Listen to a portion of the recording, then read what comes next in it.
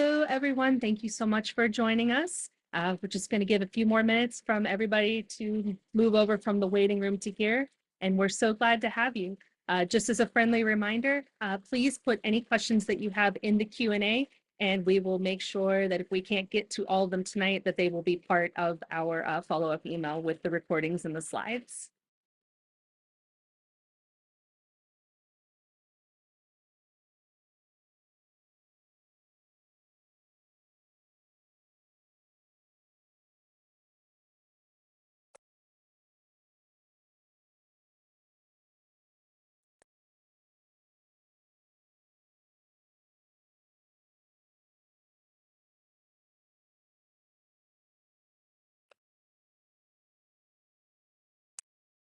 All righty.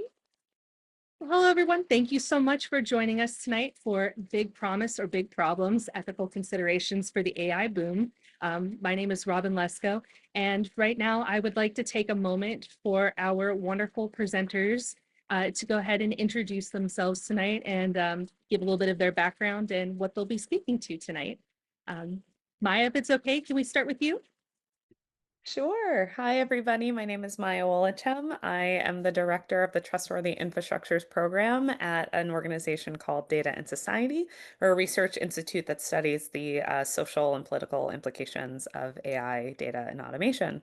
I'll be happy to pass it on. Should I pass it on? Or yeah, okay. Maybe Mikey, you're next to me, so if you want to go ahead. Sure, thanks, Maya. Yeah, hi, everybody. I'm Mickey McGlasson. I work at the Create Lab at Carnegie Mellon University in Pittsburgh. I'm a community data scientist, which means I do things with all sorts of different things with data, but always with the intent of community-oriented work. And our lab has a pretty long track record of doing technology work in partnership with community organizations, a lot in Pittsburgh, where we're located, but also in some cases elsewhere globally. I will pass it to Im. Hi, my name is Em Huff. I'm a community organizer at the Mountain Watershed Association. We work in the Youghiogheny River watershed, protecting the river and its communities from past, present, and future pollution. In particular, I have an interest in air quality, data center build out, and renewable energy.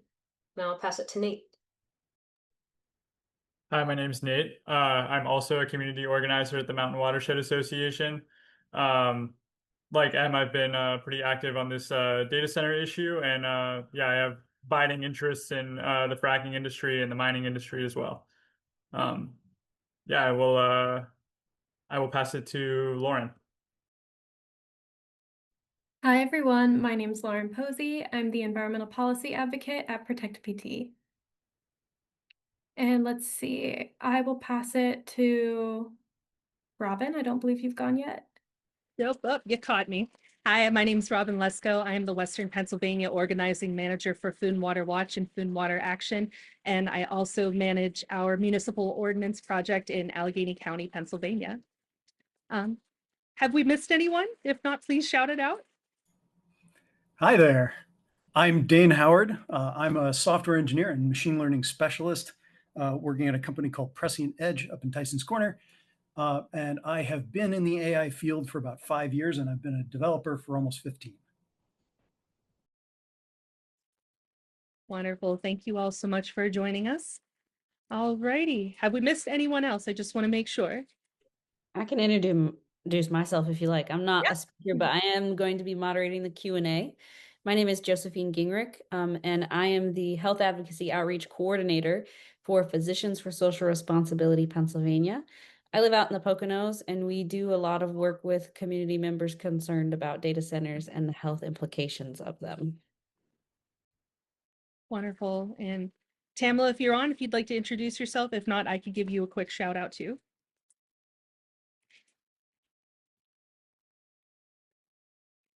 Okay. Tamala Trussell will also be managing the Q&A with Josephine, and she is part of Move Past Plastic and of several community organizing groups. All righty, without further ado, let me move on to our first slide here. Our agenda, so setting the stage, what is AI? What are we going to be talking about? There are definitely several definitions of AI, and then also different types of AI.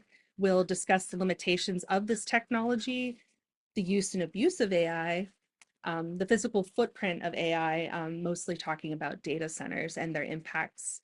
Then speaking of impacts, we'll move on to workforce and labor impacts.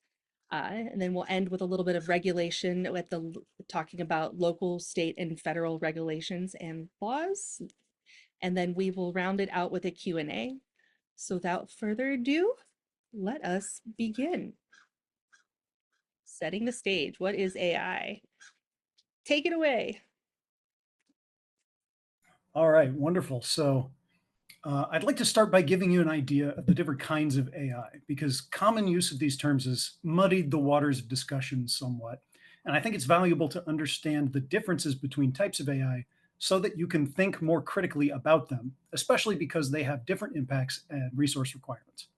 So first of all, AI is any program that does something we normally expect only a human can do well, something that can't be done mechanically, or at least not obviously so.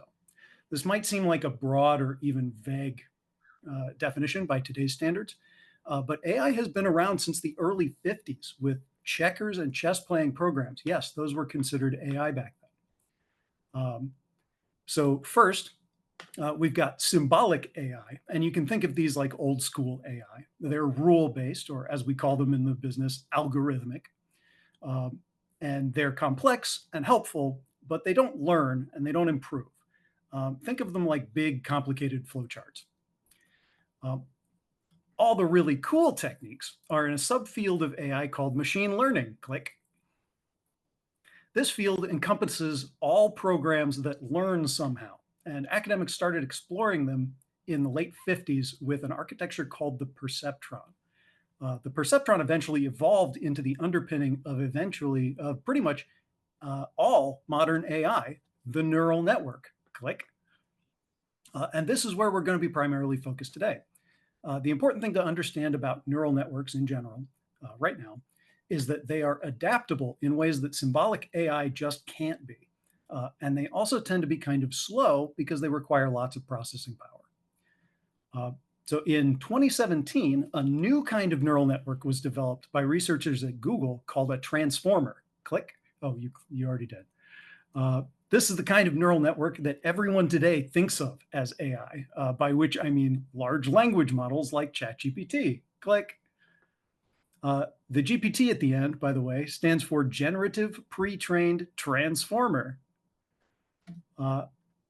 So image and video generators are also neural network based. Click. And sometimes use transformers, but that's not their primary component. They use a different architecture called a diffusion model. So we're going to focus mostly on image generators and LLMs. But I want to take a second to talk about something I didn't put on this diagram, and that's called AGI, or you might call it strong AI or human level AI. It stands for artificial general intelligence. And this is a hypothetical AI, it doesn't exist yet, that can perform as well or better than a human at any cognitive task. A lot of AI optimists project AGI as being an inevitable consequence of current research and the trajectory that we're on right now. So on this slide, you can see some examples of AI you probably interact with on a daily basis. So Stockfish is a common chess AI that's been around for years. Maybe you don't see that one daily, but it's a kind of neural network. Your car's voice command system uses an AI for voice recognition, and that's a relatively small neural network. Netflix uses an AI to help recommend shows to users. In fact, virtually every online retailer does something similar to recommend products. This is old technology at this point, but it's also a kind of neural network. And here are a couple that you may not know. The magical background removal function in many of the picture editing tools around today, like Photoshop, is powered by the exact same kind of AI that does image generation. Exact same. Those silly filters on Snapchat, those are powered by facial recognition. That's usually transformers nowadays. And Google Lens uses a hugely powerful image recognition model to identify things in your pictures. Even though all these applications are neural networks of one kind or another, some are big and take lots of computation, while some are much smaller, so small that they can run on the little computer in your car. Click. So before we jump into talking about how it works, I want to briefly go over some ideas that I've read or heard about AI that maybe aren't completely true, but are commonly passed around. If you'd like to play along, try to place the bulleted ideas on the left in the region on the true to false spectrum on the right where they belong. I'm not going to pause though. I'm going to move pretty quickly. So be thinking about it. There's naturally a little bit of subjectivity here, but hopefully I'll catch you with something you didn't know. So number one, the AI bubble will burst soon. I'm not an economist, but I do know that a bubble requires sustained hype without sustained deliverance on that hype. And if a bubble like that exists, then it's focused only on large language models like ChatGPT and the hype surrounding them. It does not at all encompass the rest of AI in the market, which is substantial. That said, I think this bubble is better understood as the claw of a much larger and much more dangerous beast that we'll sort of outline later. I count this statement as possibly partially true because while there is an argument to be made for an LLM hype bubble, it certainly doesn't cover all AI, nor does it cover the most concerning aspects of AI. So AI detectors. I'm sorry to break it to you, but AI text detectors do not work. Even in theory, modern large language models have long passed the point where it's possible to say with any reliability whether a text was written by AI or human. AI text detectors are no better than scams at this point. And unfortunately, the same is quickly becoming true of image discriminators. So yeah, almost definitely totally false. ChatGPT is just fancy autocomplete. What do you think? There's certainly truth to this statement. Functionally, ChatGPT and other LLMs do operate by predicting the next word in the text sequence. However, they differ from autocomplete by several important features. First of all, LLMs exhibit behaviors such as planning and tool use. Yes, and can even apply reasoning in a limited capacity. I know that sounds maybe a little bit far-fetched, but it is true. So I rate this statement as partially true, but deceptive, since it implies that these additional capabilities aren't worth considering. They're really the main use for these models. So most AIs are just outsourced underpaid workers. A few companies, including X and Amazon, have been caught misrepresenting their products as AI when they were in fact operated manually by a person behind the scenes. X/Twitter did this when they showcased some anthropomorphized robots that they claimed were operated by their AI, but they were in fact being operated by a human in the background who was hidden. Amazon did it when they launched their cashierless store. They had people monitoring the cameras to figure out who was entering and exiting and how much to charge them, despite what they claimed. However, this is overwhelmingly the exception, not the rule. That said, outsourced workers are commonly used to assist with training AIs, and their working conditions aren't always fair. My colleague M. Huff will cover that subject in more detail later in this presentation. I give this statement a rating of false with a grain of truth. So no one knows how AIs work. AI researchers know quite a lot about how modern AIs work, both how they learn and how they operate in a more general sense. However, models are largely made to build themselves, and the details of the technology make it incredibly difficult to understand any individual thing the model does. This is where the AI as a black box sentiment comes from, and we'll talk about that more later. Furthermore, it's also true that the people using a model typically have no idea how it works. I therefore rate this statement as technically partially true, but largely untrue of those who study the subject. Stolen data. So I've heard people claim, some people seem to be convinced that if you want to train an AI, you have to steal data. And this is categorically false. It's just not true. The companies that developed the most popular LLMs and image generators today made the choice to acquire data illegally to expedite production. They did not have to do that. Go ahead.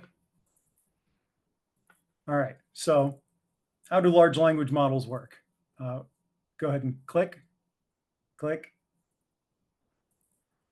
We're not going to talk about large language models yet. We're not ready. So instead, we're going to talk about neural networks, which underpin them. Go ahead and click. So a neural network is a combination of two powerful concepts from higher math. And don't worry, I'm not going to spend a ton of time on these, but they are important. The concepts are universal function approximators, which are roughly what they sound like. They can approximate anything, at least in theory, and self-correction by example. A universal function approximator is a complex mathematical operation that can, in theory, predict the behavior of any function, any pattern that you can imagine. In principle, it can approximate it. And so you'd think if we want a program that does something immensely complicated like human cognition, that's the sort of approach we might want to take. It's one possible approach, you might say.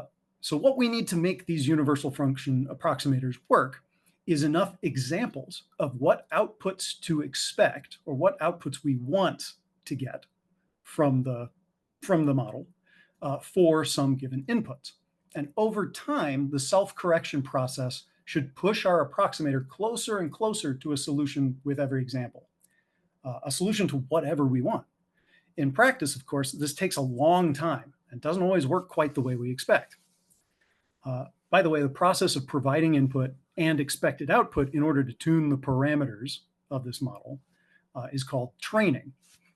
When I say parameters, I'm talking about the individual neurons that make up the neural network. These individual neurons are just doing a simple calculation to answer the question, should I activate? And if they do, they pass that activation information, whatever that is, to the next layer of neurons down the line, the next group. And yes, these are loosely inspired by biological neurons, but they don't act the same way. But biological neurons do also decide to, based on their input from other neurons, whether to activate. So anyway, this information gets passed to each successive layer of neurons, combined with all the information from the previous layer, until you reach the end of the network where you have your output. And this would get translated somehow into what the network wants to produce. So each of our neurons here has two parameters called a weight and a bias. When we talk about a specific model that has already been trained, we're talking about these two numbers that every neuron has, the weights and the biases that have been tuned. Naturally, as you add more neurons, your model gets bigger, it gets slower, it takes longer to train. Go on. So here is an example of a neural network running, a process we call inference. This particular network has been trained to recognize handwritten digits, which are encoded in a very small image, just 784 bits. First, each pixel of the image is given to an input neuron, and the input neuron decides whether it should activate. These activations are passed to the next layer of neurons, which do the exact same thing, and so on until we reach the output layer. And this layer tells us which number the network thinks the handwritten digit is. When the network learns, what we mean is that the network has made a bad call. It made an error. And we took that error information and used it to calculate a bunch of tiny changes to all the neuron's parameters so that next time, when the neuron calculates the same output for that input, it'll get something closer to what we're looking for. When we do this a bunch of times over and over, the network learns to give the correct output. Now, I should stress that in this presentation, I'm glossing over a lot of details and simplifying much of what I am presenting. But if you want to dive deeper, I highly recommend the YouTube channel 3 Blue 1 Brown and his deep learning series, which is where this animation is from. Go on. So far, We've only covered what was known in the early 70s. For a long time, neural nets couldn't do much of any use.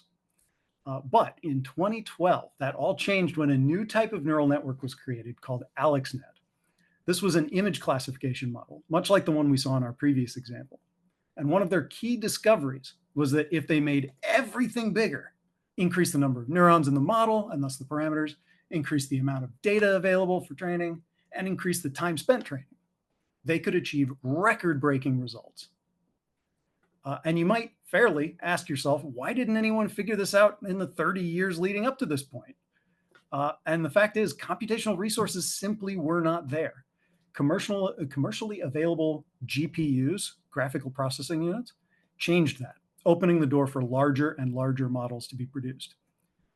AlexNet's groundbreaking performance, by the way, had an error rate for identifying these images of about 15%. And to give you an idea of how that compares, human experts typically get about 5%. More recent models have achieved a staggering less than 2%. Click.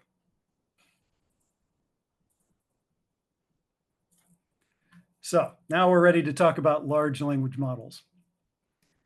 You'll notice that this does, in fact, look a lot like just picking the next recommended word in your autocomplete. The major difference, however, comes from how these models are trained. The autocomplete is trained on much less data and only ever evaluated on that next word. Modern LLMs, however, only start there. They are further trained on long passages, evaluated on not just the next word, but on everything they produce until they're done. And as a result, they are internally modeling much, much more than just the next word. They're modeling whole stories, conversations, and sequences, and with far, far more examples to work from. Recent studies by Anthropic have confirmed this fact. They aren't just predicting the next word, they're choosing the next word while considering the whole conversation, both in past, present, and future. By the way, a word here on this diagram that I did not define, woe is me, is tokens. This is not super important, but you can think of these just like words. If I were to give ChatGPT the prompt, what dog am I looking at? It would probably chunk that up as what and dog and am and I and look and ing and at. It's almost the same thing as the number of words in your prompt, but not quite. Anyway, another thing I want to point out is that ChatGPT, 1.8 trillion parameters. This thing is unimaginably huge. And that comes with some issues, primarily in training. How long does it take to train those trillions of parameters? It can take months, months. Anyway, click. Yeah, and that's months, even considering that you have a giant supercomputer or many giant supercomputers in a big data center. So this is my AI optimism slide, because I'm going to tell you about all the good things that AI is doing right now that you might not be aware of. Later on, we might subvert that a little bit. So get your good feelings in now. So specialized LLMs can now significantly outperform solitary physicians at patient diagnosis. Yeah. Always get a second opinion, by the way. The 2024 Nobel Prize in Chemistry was awarded for the development of protein folding prediction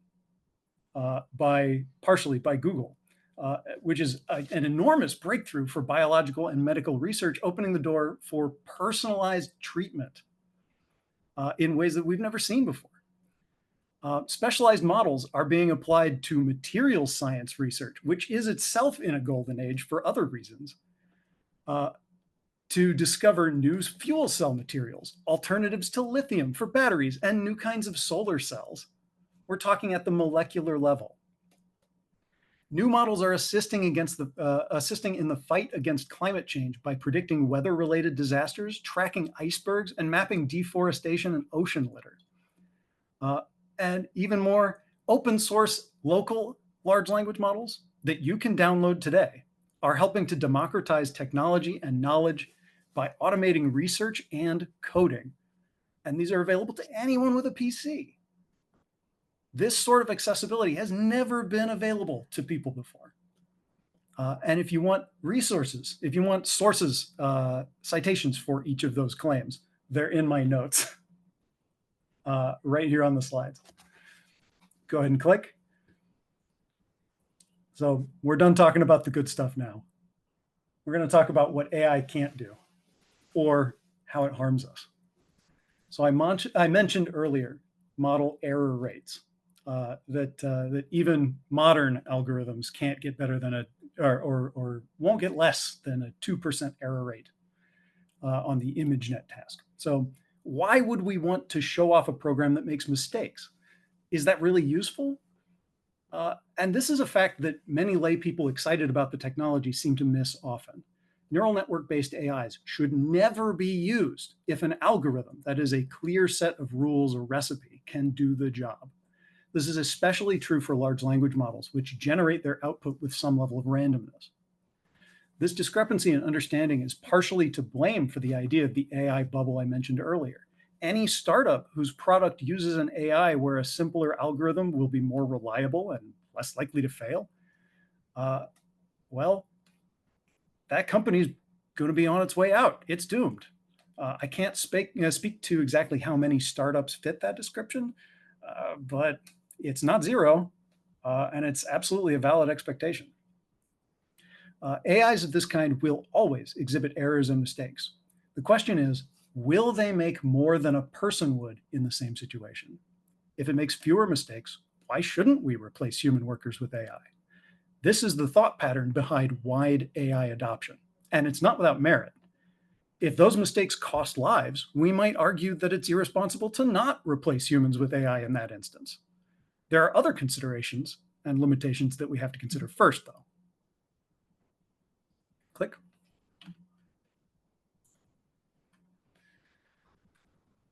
So when does AI fail?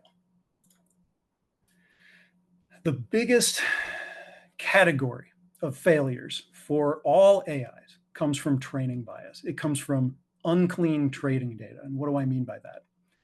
There is an implicit assumption that's baked into how training works. We have to assume that the training data is both correct and representative of reality and representative of the behavior that we want from the model. Unfortunately, it's incredibly hard to ensure that our data sets are appropriately clean. And professionals miss things all the time. When your data set is multiple gigabytes, it can be hard to go through the data with a fine-tooth comb. And to say nothing for terabytes of data. When errors or imbalances appear in the training data, that's reflected in the behavior of the AI. For example, when Apple launched Face ID on iPhones in 2017, they used an AI model that had been trained on a ton of people, a ton of faces, headshots. They didn't include, however, enough people of Black or Asian descent in the data, leading to a problem where a bunch of people could unlock each other's phones. Yeah, they got sued for that. Well, explainability is another big problem. Now that you know how neural networks work, you might be able to see that this is a major problem. Figuring out how they got their answer in a specific question is difficult, bordering on impossible. LLMs are funny because our first inclination is just to ask the model how it got its answer.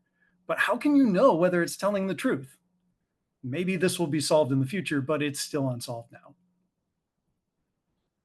And verifiability. This is less a limitation of the technology per se, but it's still an incredibly important consideration given that AIs are frequently meant to mimic humans.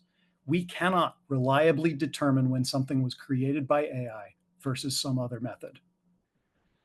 And this is a problem because if we see an image that depicts something important out in the world, and we can't tell whether that image is real, that could represent a danger. I'll talk more about that in a moment. The last one I want to mention is misalignment. Now, this is a little bit more subtle, a little bit more difficult to describe, so I'm going to give you an example. A Tetris AI made headlines a few years ago when it was trained just to prioritize winning and avoid losing. What do you think it did when it was faced with an unwinnable situation? It paused.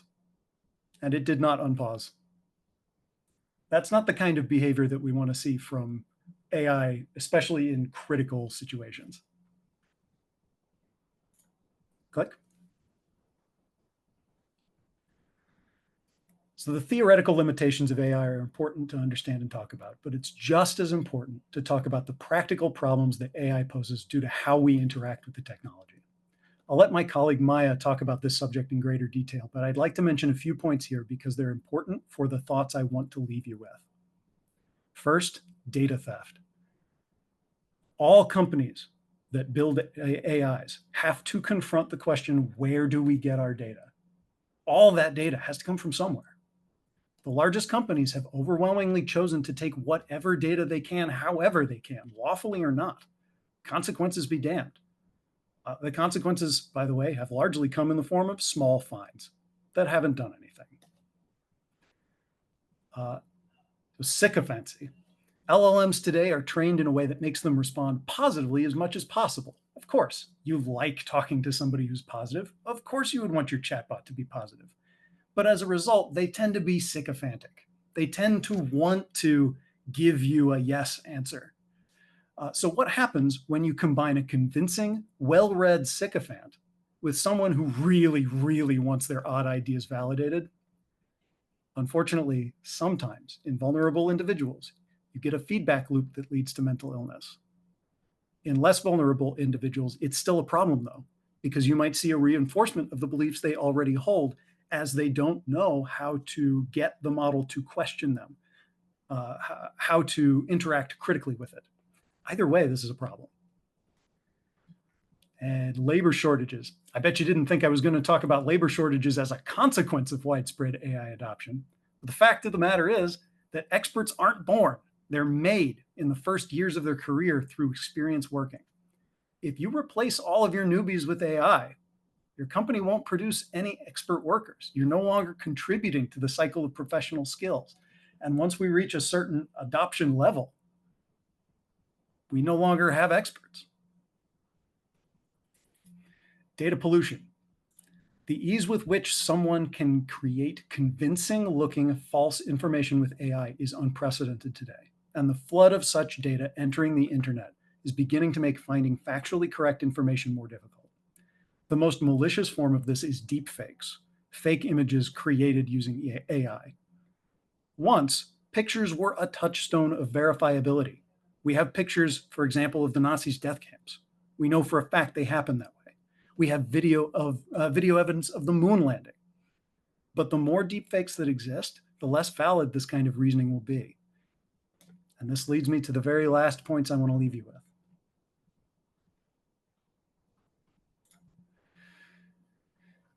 So, unfortunately, I think everyone should be aware of these, if not talking about them.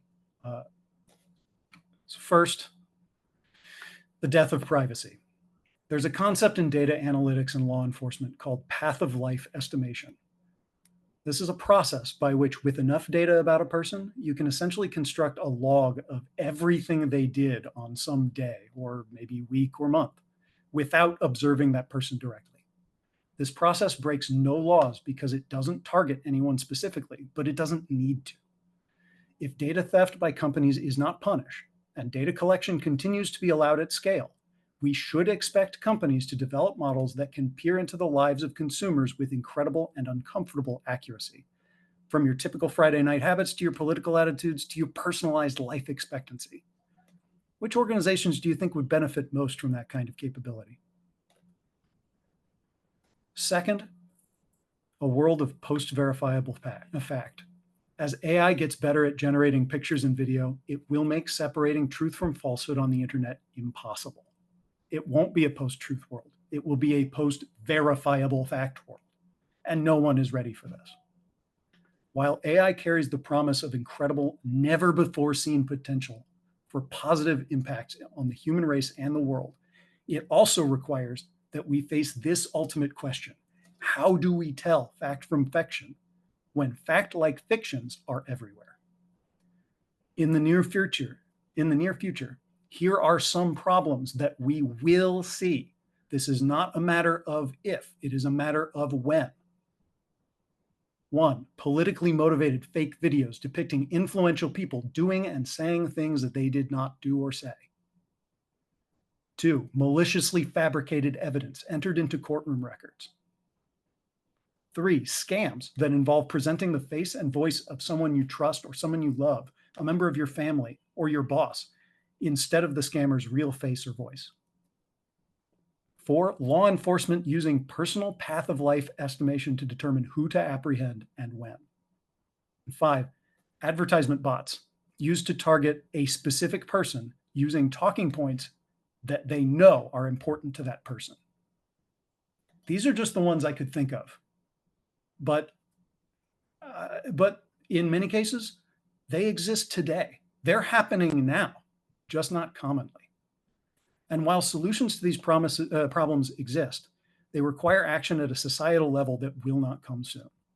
Everyone needs to be aware of these impending problems because we have to do something about them. I don't know what it's going to be, but I'm hoping that everyone here can help me with that. And that's it for my section of the presentation. Thank you. Dane, thank you so much. That was spectacular. Terrifying, spectacular, all the things. Next up, I would love to pass it on over to Maya, who is going to be discussing the use and abuse of AI. So Maya, whenever you're ready, I'm ready. Thanks so much, Robin, and a pleasure to be here with all of you all. Thank you, Dane, for that fantastic intro. I'm going to extend some of those arguments a bit to talk a little bit more about the concerns that we have when so many of those systems meet ideas, processes, people in the public sector. Unfortunately, where we tend to see some of the most impactful effects of faulty AI on people and on society. So as Dane has stated, and many others have before us, and certainly elsewhere in this presentation, there are going to be many issues with the tech itself, things like bias, explainability, data theft, surveillance concerns. But I'm a socio-technical researcher, so I think a lot about what happens when that tech actually meets people.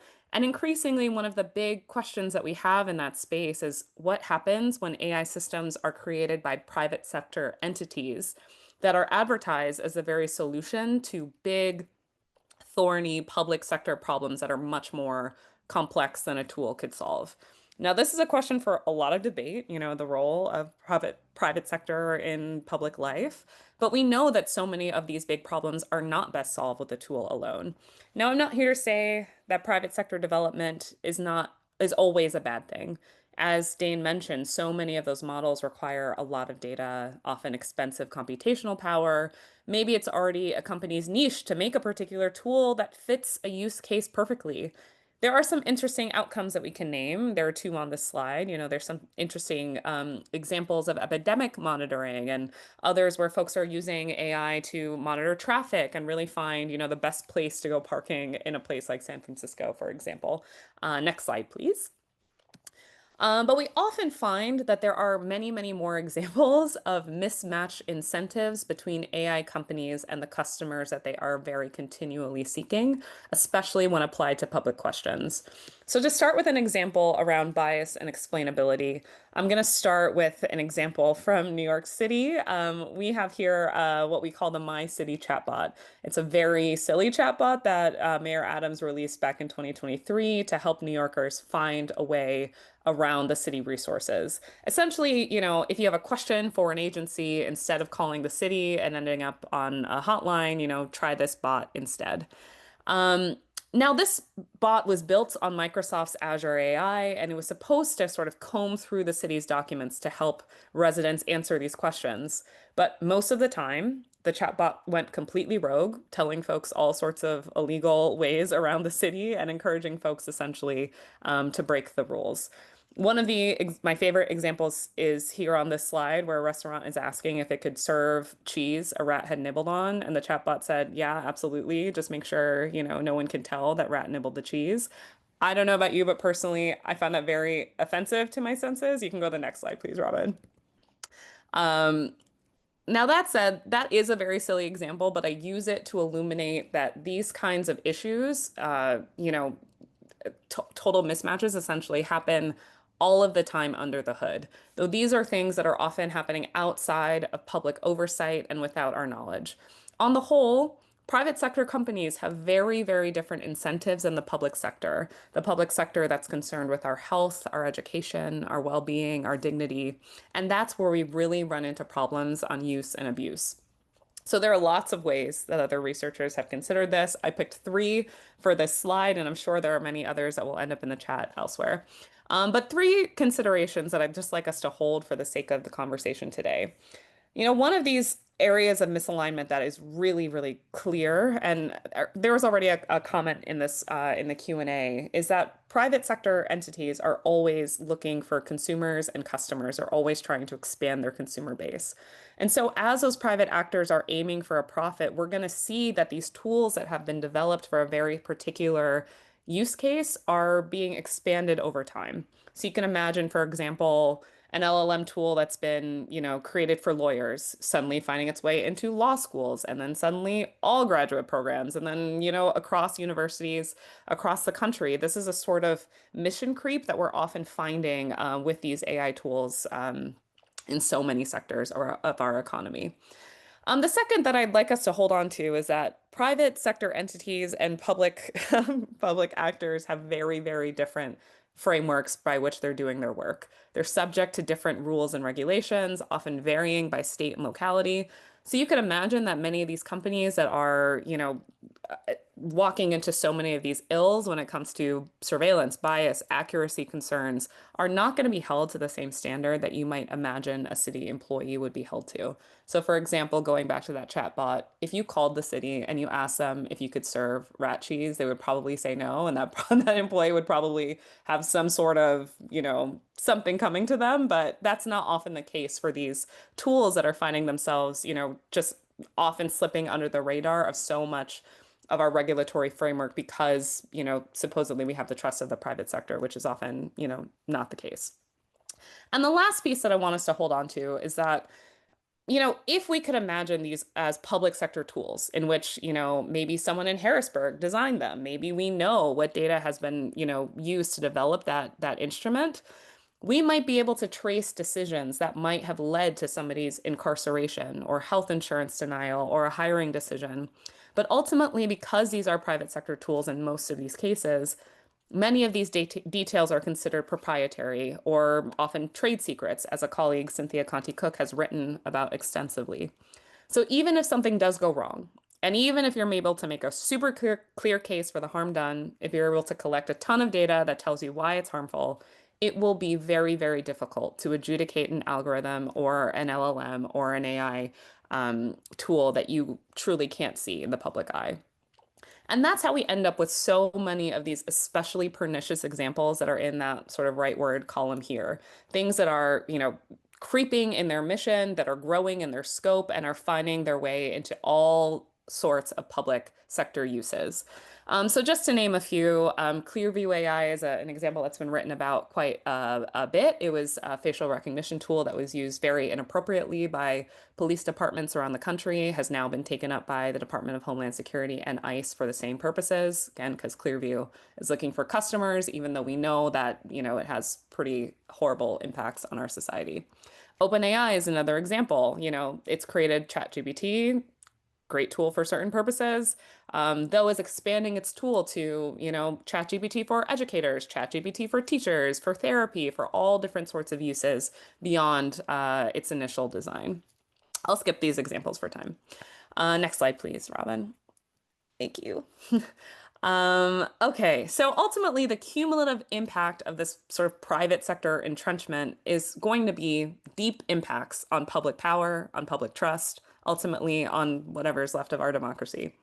There have been worrying trends over the past several years that I'm going to name here for discussion, but I know many other speakers are going to pick up on a few others.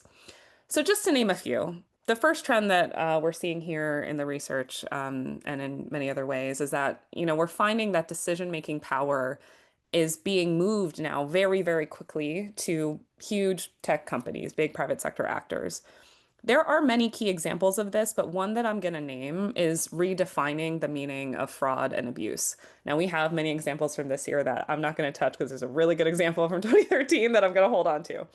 In that year, the state of Michigan implemented a new decision-making tool called MIDAS that was intended to find instances of unemployment fraud. In 3 years, the system found 40,000 Michiganders guilty of fraud and subsequently stripped them of their unemployment benefits. It took a long time, and by a long time, I mean like over a decade, to find that that tool had a 93% failure rate. In over a decade, victims are still seeking retribution, suffered significant emotional turmoil, and many seeking support for what became suicidal ideation. Now, retribution was won in 2024, 10 years after the harms caused in the end. But all to say, this is a really, really, really important example of what it means to move decision-making power and expertise outside of the hands of public servants who have presumably our best ideals in mind. It makes it much, much, much harder to trace these impacts over time. Next slide, please, Rob. Another concern here that Dane mentioned in his earlier section is that we are really, really chipping away at expertise by keeping things outside of public trust and public power.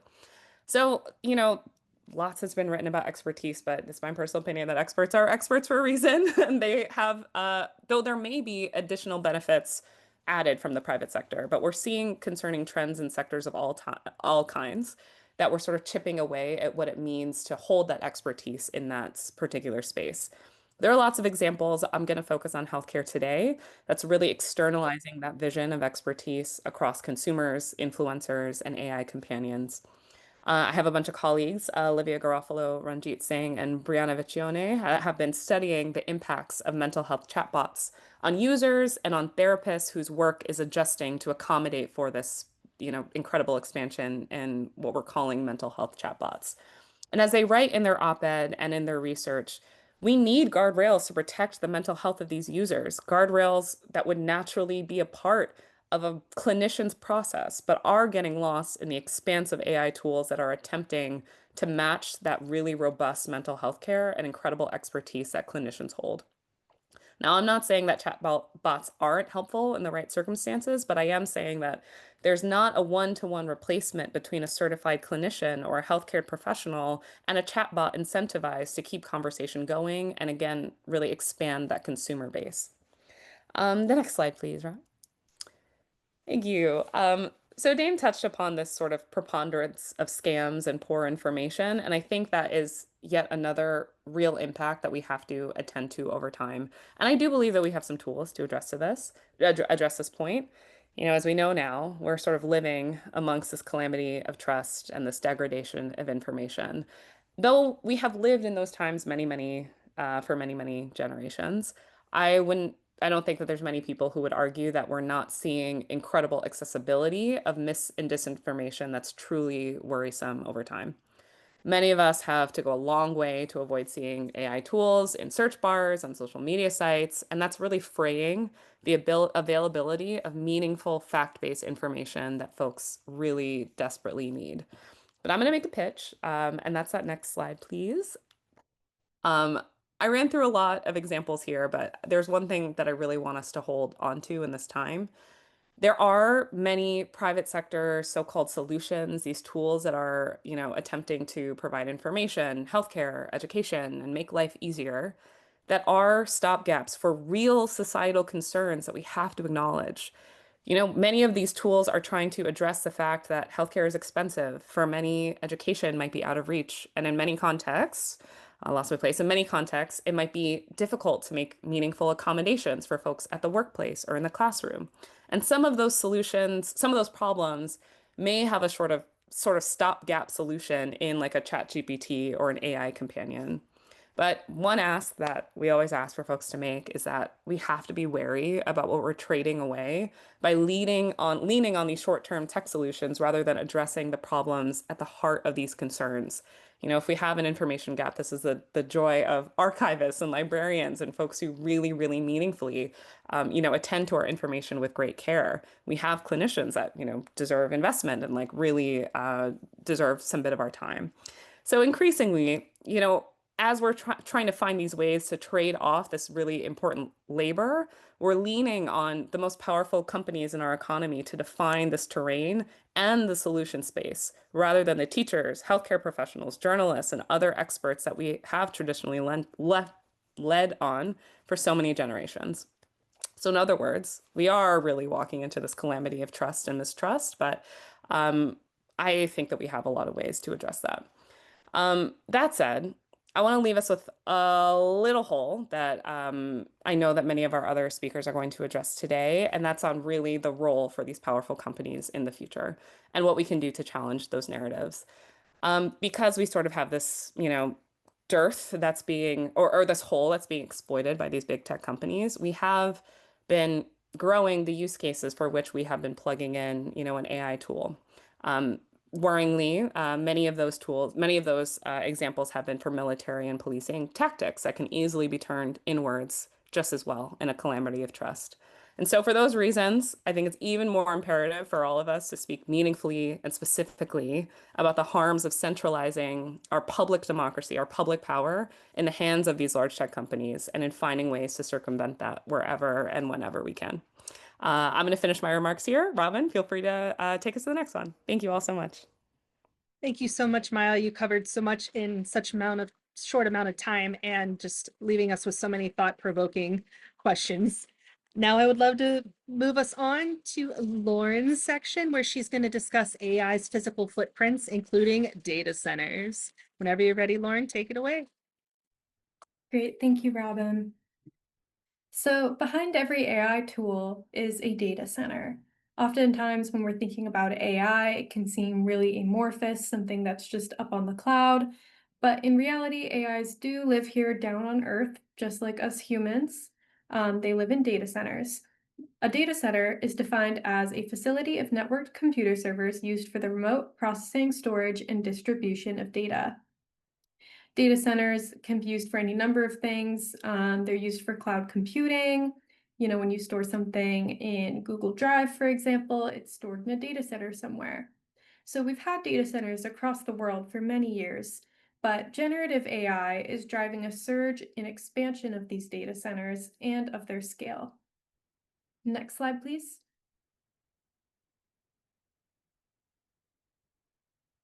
You've probably heard something by now about the AI race, which is sort of the modern day arms race or nuclear weapons race, if you will. There's different connections we can make, but we've seen this before. Today, it's the US and China who are both scrambling to bring new data centers online in the pursuit of AI advancement. The US is currently the largest holder of the world's total data center capacity. We've got about 54%. And much of this is clustered in Northern Virginia, which is nicknamed the data center capital of the world because it has so many large data centers all clustered in the same place. And data centers can be appealing to local, state, and federal policymakers for a variety of reasons.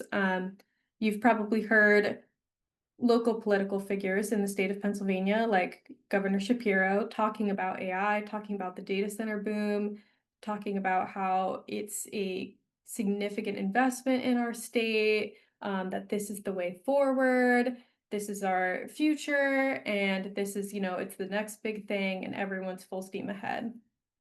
So there's this idea that we need to win this race, and that's vital for our national security, that if we don't develop the most advanced, complex, powerful AI tools, well, then China will, and we won't have any way to defend ourselves. There's also the property tax revenue that data centers provide, which can be enticing to municipalities or to states, although sometimes states will also offer tax incentives and tax breaks to invite data centers in. And developers of these data centers will usually cite large numbers of upstream and downstream jobs. They say that, you bring the data center in, you're going to need the construction jobs to build it, you'll need jobs to provide the equipment to that data center. Although the data center itself, once the facility is built, it typically employs relatively few people. It'll depend on the size of the data center and whether the data center is co-located with an office building, but a data center on its own sometimes only has 20 to 50 workers. And considering the very large size and resource intensity of these facilities, it's not many people. Next slide, please. So a lot of us here are based in Pennsylvania, and as many of you might know, we're seeing a lot of hyperscale data centers be proposed for PA right now. This is a map snapshot, which was created by Frac Tracker Alliance, a partner organization of ours. I've had it linked below, but they have a national data centers tracker that they've been creating that'll show the currently operating and proposed projects. And so this is a look at our state. You can see there's a lot of triangles. There's a lot of proposed projects right now. And most of these are very new. Most of these have been proposed only in the past year. And we've got about 25, at least 25 by my count, large scale facilities that have been proposed just in the past year. And so why are developers looking at Pennsylvania? Well, we're a major energy producing state. We're the second largest producer of fracked gas after Texas. We have a large supply of fresh water, available land, and we've got lawmakers who are trying to advance legislation with incentives and who are pushing for this to come to our state. Next slide. But of course, we've got some concerns, especially considering the large influx of these projects, which are all competing to get online at once. So these data centers have pretty massive energy demand. One large data center can use as much energy as an entire mid-sized city, say the city of Pittsburgh. The International Data Center Corporation, or IDC, defines a hyperscale data center as having at least 5,000 servers, covering at least 10,000 square feet, and using at least 100 megawatts of energy. But many of the data centers currently being proposed will use even more energy, hundreds of megawatts, and some even over a gigawatt. For context, 1 gigawatt is enough to power 750,000 homes.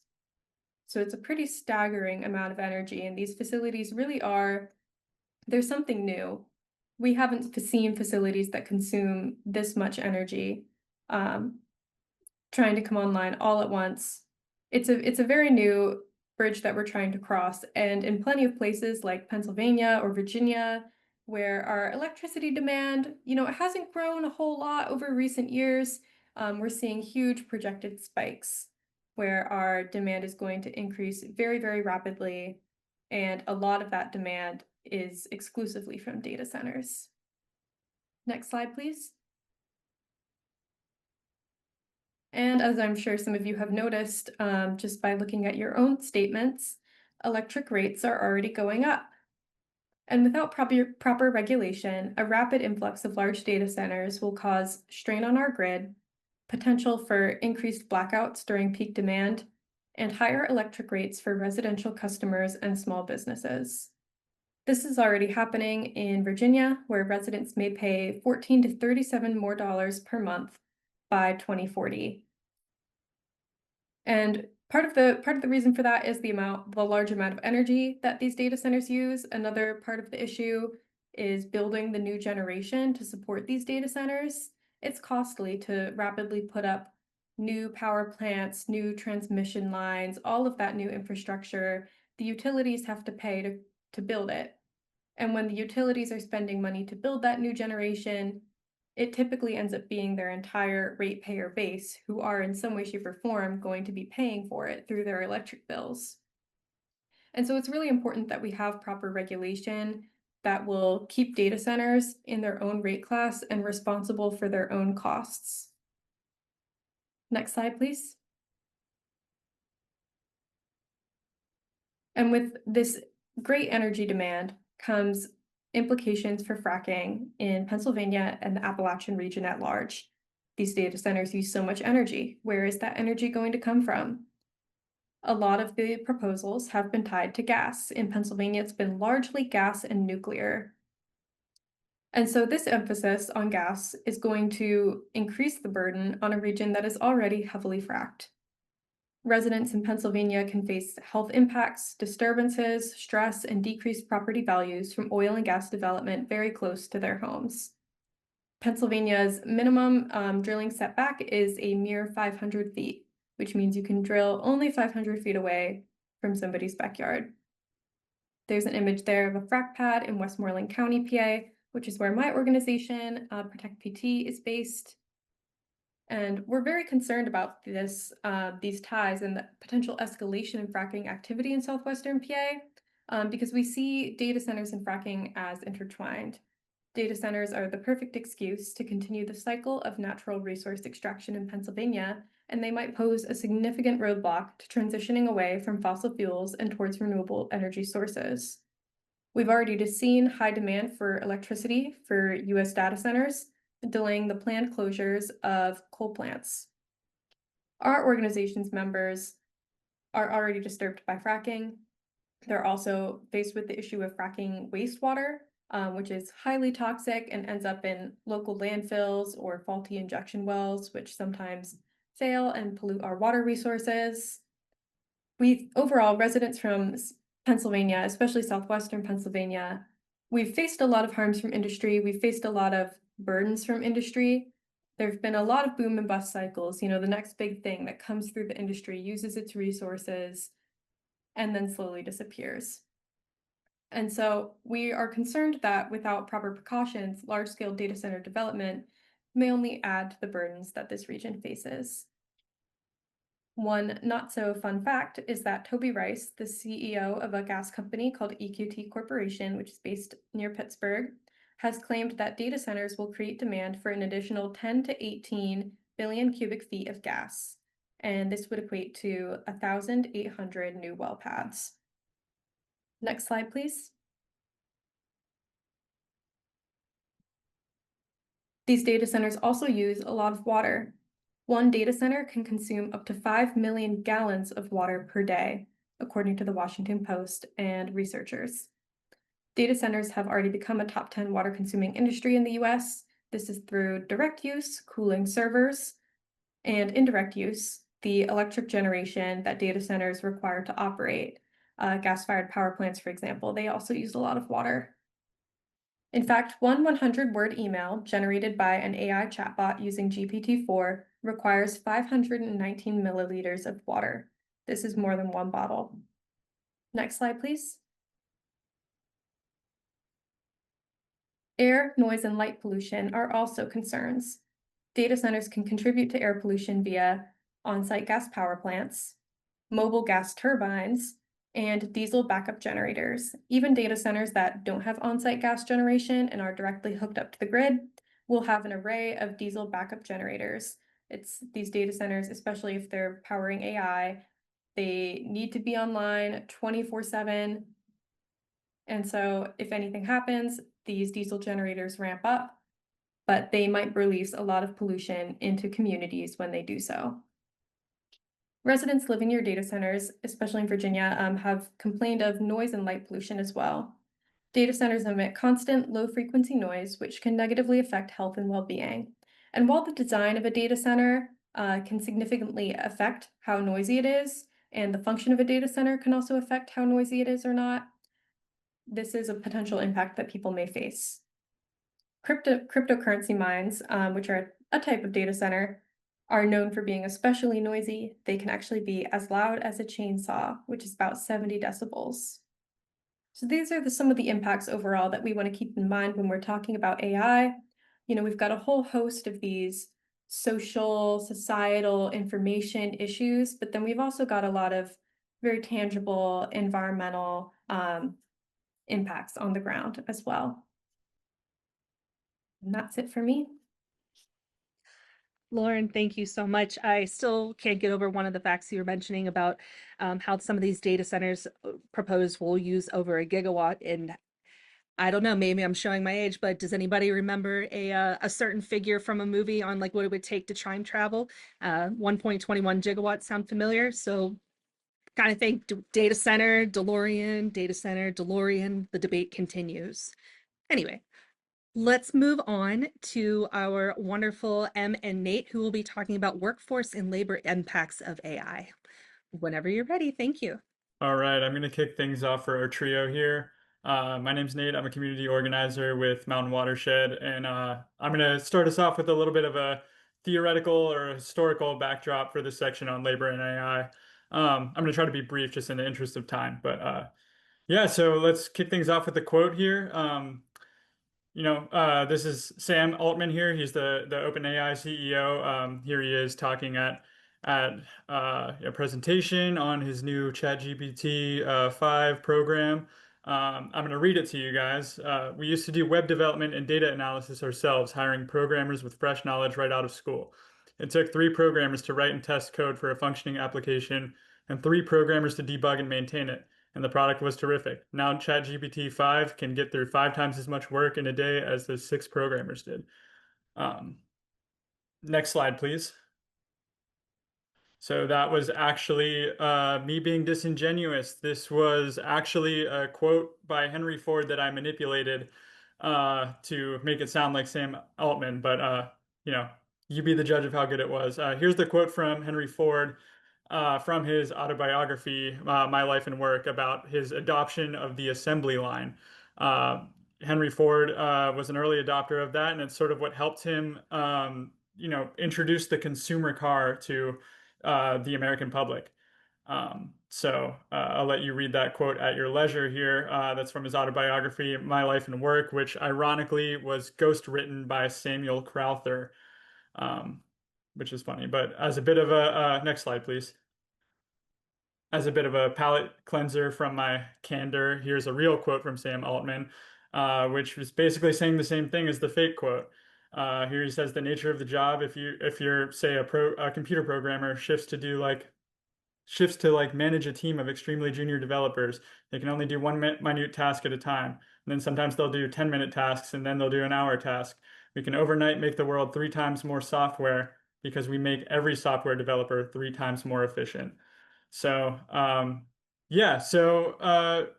that's sort of a bit of a primer. Next slide, please. I want to take us all the way back to middle school history here. So, I think that it's important to remember that we're agents of history, and that AI could possibly represent a major historical benchmark for the human species.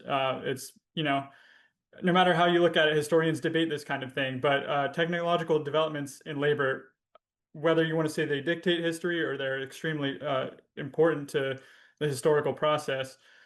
Here's just a couple examples here to sort of color your imagination. Early irrigation in the 7th and 6th century, 7th to 6th century BCE. This is what got us human civilization itself. I mean, agriculture is what allowed humans to stay rooted in a given spot for a prolonged period of time and start primitive cities. So then we jump ahead about 2,000 years, and we have things like the steam engine, the Bessemer process for steel making, textiles developments like the spinning jenny brought us factory labor as we know it, bigger construction projects, cheaper goods, those sorts of things. And then what we see at this last stop, where Henry Ford sort of, brought us, is automation, the assembly line, and robotics eventually. And I think this is sort of the period that we're in now. At this stage, companies can produce even more with fewer and fewer workers. That's what's bolstered, consumerism in the West and led to, sort of contributed to growth in other industries. Next slide, please. So, I just want to go back a little bit at that last stop with the assembly lines in Ford plants and other factories. What we see is labor becoming increasingly specialized. Rather than piecing together one Model T from start to finish, a worker might only assemble its drive shaft before they move that part down the line. And we've sort of seen that specialization proliferate throughout our entire labor structure. I mean, our productive processes have become increasingly complex, so delegating tasks and dividing labor can make us more efficient. More specialized labor requires less extensive training. But while efficient, it does open workers up to replaceability. That's something that we already all feel in a hyper-competitive job market. the question then is what happens when AI can compete at every level of that job market? So, I mean, this is something that people have speculated since AI sort of came on the scene in earnest, maybe 4 or 5 years ago. But yeah, I mean, here are a couple of headlines sort of coloring, how people are feeling about AI and its implications for the workforce and productivity, this elusive word. Um, yeah, next slide, please.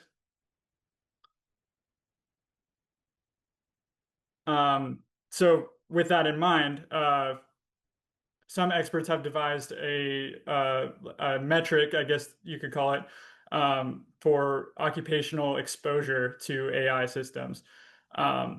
They basically compiled like a bunch of tasks for a given given jobs, and actually created a formula that assessed um, a given worker's exposure to potentially their job being taken over by AI. And I think it's pretty illustrative here. These super specialized tasks are the ones that have the greatest risk for being overtaken by AI. And I do want to mention that they didn't find any significant statistical connection between job loss and AI yet, but there is sort of always the Occam's razor that AI just hasn't been, uh, fully integrated into these types of work yet. With this in mind, I want to kick it over to Mickey here, who will talk a little bit more about the actual labor impacts of AI. Thanks, Nate. I know we don't have a whole lot of time left, so I'll try to be pretty quick. I'm gonna throw a series of charts at you, and my apologies. I know it's not a particularly good way to understand the world to just look rapid fire at a bunch of data graphics, but let's see what we can make of them. So we're going to start with the question of who's utilizing AI for work today. If you ask that question to the world's most notorious consulting firm, McKinsey, they'll give you this answer in their recently published report from earlier this year, that while a relatively small percentage of the workers that they surveyed currently use AI for a significant portion of their jobs, in the McKinsey survey, that's 30% or more of the daily tasks in their jobs. They, by and large, expect to use AI for 30% or more of tasks in their daily jobs in 5 years or less. And that's true across the spectrum from leadership, C-suite employees to like lower ranking employees in the corporate world. Now, what possible motive could McKinsey have for, like putting a chart like this together? Or probably it has something to do with the fact that a lot of what they sell by way of their services is the adoption of AI in a corporate world. Their purpose for putting this chart together was to explain that there's a disconnect between the C-suite and the employees when it comes to who's using AI today. For me, the disconnect that I see, if we go to the next slide, is between the data that McKinsey are harvesting from their survey, and on the next slide, the data that we see from organizations like the Pew Research Center, which tends to do far more broad-ranging surveys of the American public, and just this week published an update to a survey that they've been doing relative to AI perceptions, where they found that most people in the United States aren't feeling so great about the use of AI, and in most cases claim, when they have an opinion, that AI makes a variety of different tasks that might be related to work harder or worse. So there is certainly a disconnect in perception between the people who are being consulted to by the McKinseys of the world and the people who are responding to Pew's research surveys. In the meantime, on the next slide, we see evidence that that has not slowed investment in AI significantly. While there was sort of a peak in 2021 in private sector investment in AI, that was right before ChatGPT released its public model, and sort of LLM use became widespread. we see that there continues to be massive scale investment on the order of hundreds of billions of dollars in the private sector in AI use. Now, that's been going on for years, a few years at least. And there's not a lot of, like Nate was saying, productivity demonstrated from that use yet. So if we go to the next slide, we'll see that we seem to be caught in a familiar paradox, the idea that investment has not yet paid off to the massive scale that we're seeing it with AI investment in the corporate world. And this harkens back to what we saw in the early digital era of the computers in like private sector investment in computers, where the idea of the productivity paradox first originated. Now, people who disagree with the idea that AI investment is unlikely to pay off will point to, on the next slide, the idea that investments in new technologies of substantial varieties tend to follow what's called a J curve in terms of payoff. That following the initial investment in a technology that is groundbreaking, there is a period of what they list here as underestimated productivity. What they mean is that we paid a lot of money for a thing and we're not seeing productivity coming out of it. And the techno-optimists of the world, the proponents of widespread adoption of AI, will say that we are in that period now. I do not personally agree with that, but that is like an opinion that is widespread, especially in the corporate world, especially by people who are dictating these investments that continue today. If we go to the next slide, we'll move on to one other question that I want to just touch on with respect to labor impacts, which is job displacement. And a couple of the other speakers have talked about this in various ways.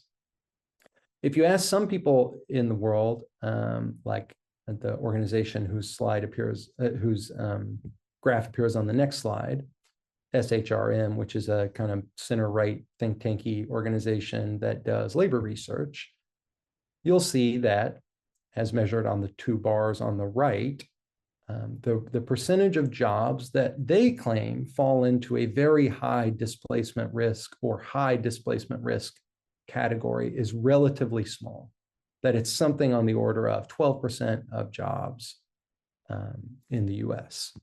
And they may or may not be right, because there is absolutely no authoritative data on what constitutes high displacement risk. Other researchers have found much higher rates, and some researchers have found lower rates of job displacement risk. But what we see in actual data is a little different. And on the next slide, I'll show you a different chart that some of you might have encountered from a very popular article that was published in The Atlantic earlier this year. It's kind of a funky chart where they manipulate a data point that's usually shown in a different way. They're looking at the unemployment rate. But in this case, what they're doing is taking the difference between the unemployment rate for recent college grads and the overall unemployment rate. So the lower the red line gets, the worse unemployment is for recent college grads. Traditionally, for decades, recent college grads have seen have had an easier time getting jobs if they are unemployed than have the remainder of the unemployed population in the United States. That's a fairly consistent gap usually. And following the pandemic, that has reversed.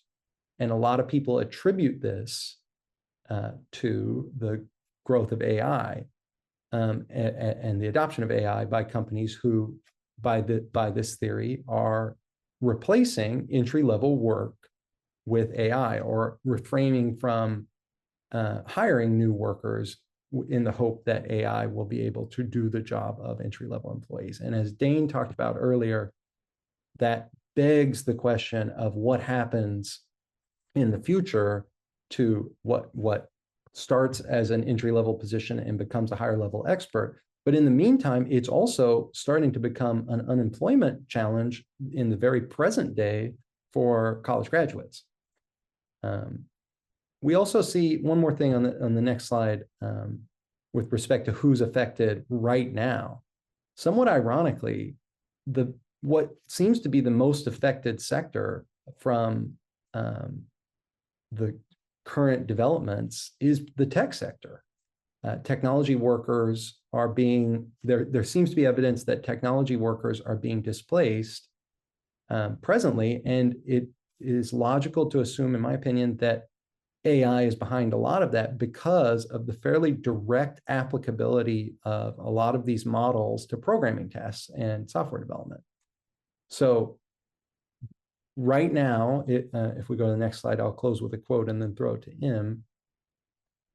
I disagree with a lot of Sam Altman's sort of worldviews, but he starts a very famous essay that he published earlier this year talking about how the singularity is near, meaning that a super intelligent AI is coming soon to a chatbot near you.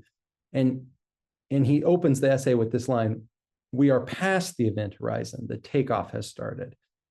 And I don't agree with the intent with which he, continues his essay, but I do agree with that idea. I think we are starting right now already to see the effects in terms of workforce from the presence of AI in companies.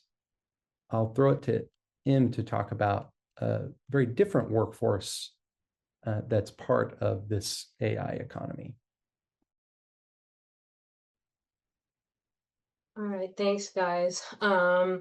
Yeah, so I want to talk about an often ignored aspect of the AI build out that I feel is pretty important. And that is the issue of the data labeling and data labelers. So when most people think about AI, they imagine a machine that can learn and act with complete autonomy. But the reality of it is that the technology requires a significant amount of human labor to complete even basic functions. And this invisible workforce is what referred to as data labelers. Which they are the architects of AI success and ensure that models are not only accurate, but also ethical. Data labeling is a process that where people annotate data sets to make them understandable for machine learning algorithms, which involves identifying and tagging raw data.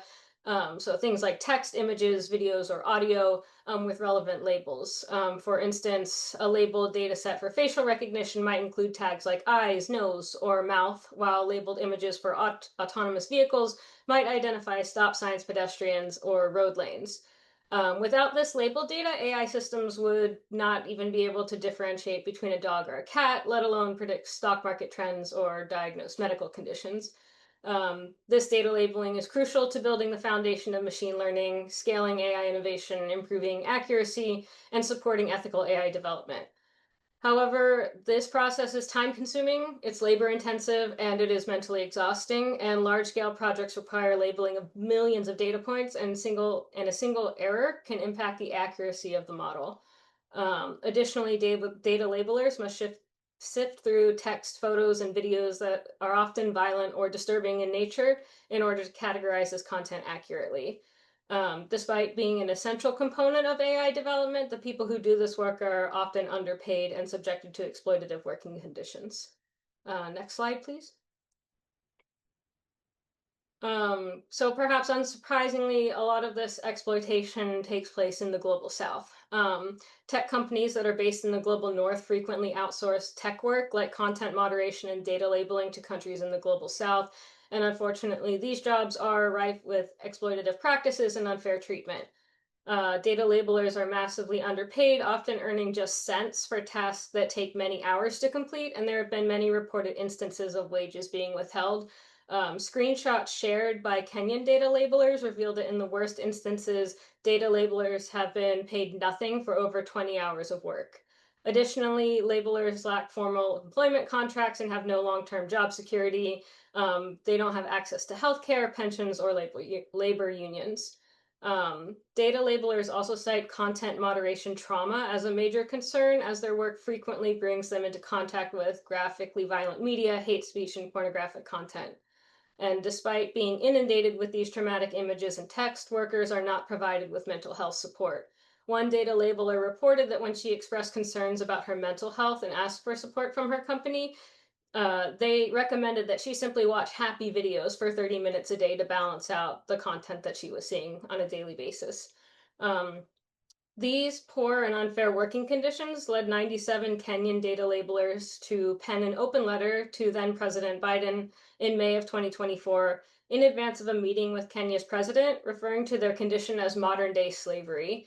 They asked that the US big tech companies be held accountable in the US courts for their unlawful operations abroad, in particular for their human rights and labor violations, and that they be subject to the core conventions of the International Labor Organization and provide serious enforcement mechanisms and meaningful penalties to lawbreaking companies.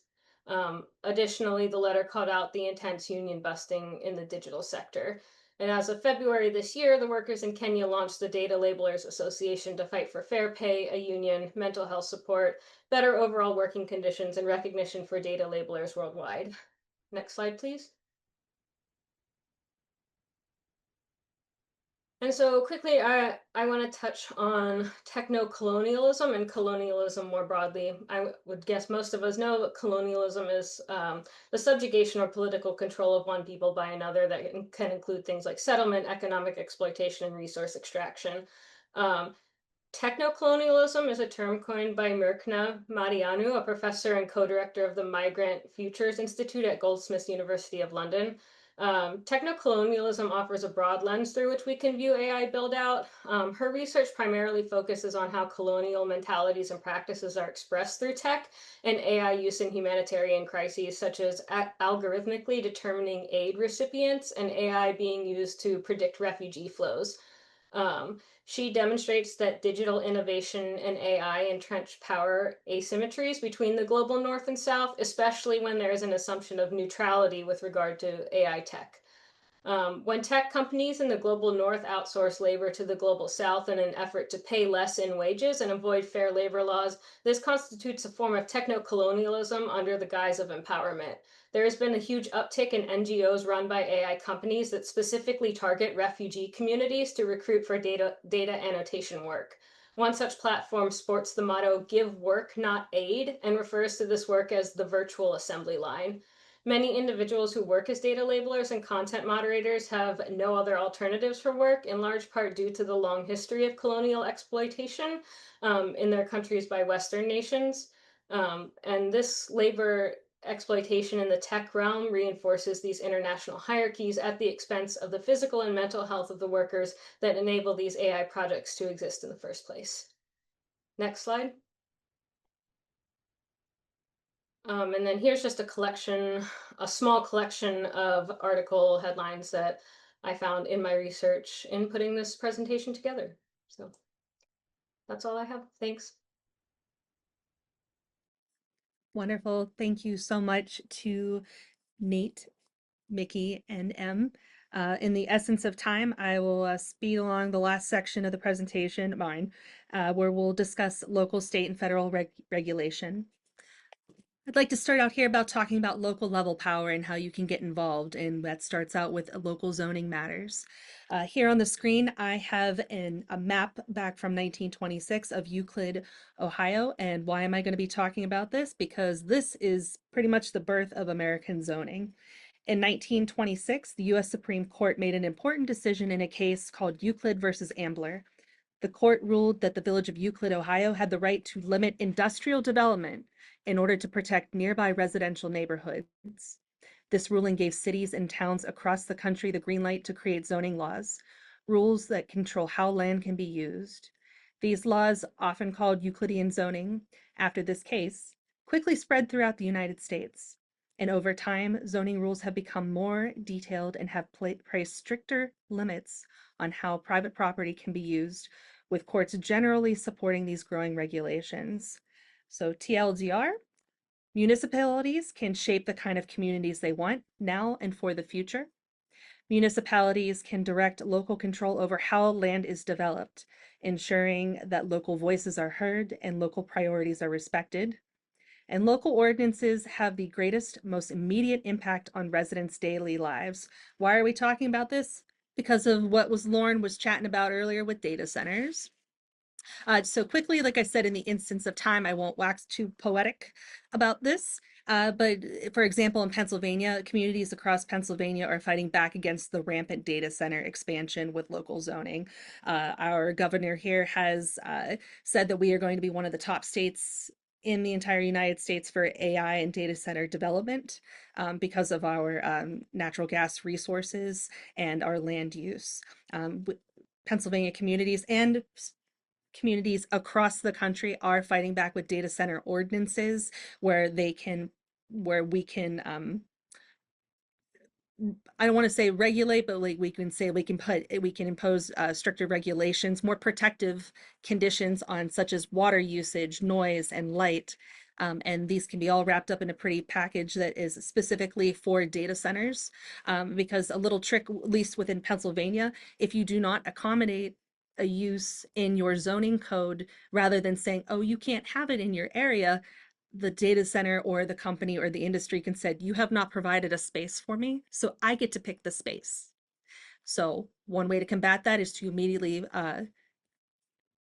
have zoning regulations for where it can go and how loud it can be, how smelly can it be, and things of that nature. And we will be producing copies of model data center ordinances that organizations, including several who are hosting this event, have created as templates for local municipalities, as well as checklists on what to look for.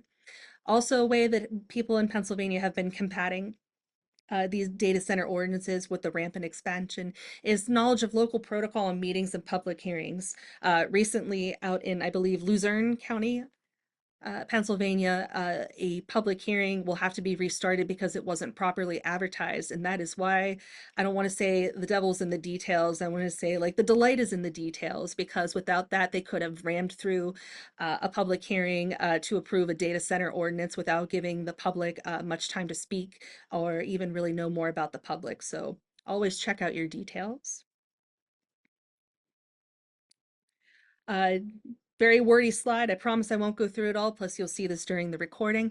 But local zoning Virginia examples, like we said earlier, Northern Virginia is currently being like the world's largest like data center development. And in the absence of the new statewide rules, localities were left to manage these data center impacts on their own, and has led a patchwork of regulations across the state. But this has also showed local empowerment. So, for example, in Loudoun County, um, excuse my friend, Albemarle County, and also Prince George's County.